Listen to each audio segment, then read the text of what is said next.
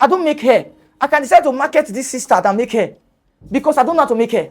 All I need to do is to, if I like her hair, like the kind of hair she makes, I can just decide to start marketing for her without her knowing. She tells me it's 10,000, right? I say, okay, no problem. I start marketing to people and I tell them it's 20,000. I collect the job, I give to her, she delivers. She's happy, oh, I go deliver. So what am I saying? There are graphic designers all over the internet. So you can actually go on your Instagram.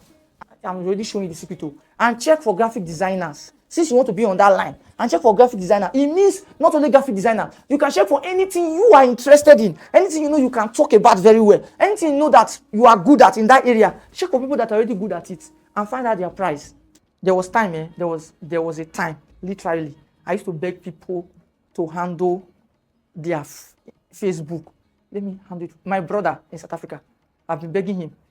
Let me sell your course. He has an online course, Udemy. Very good guy in IT.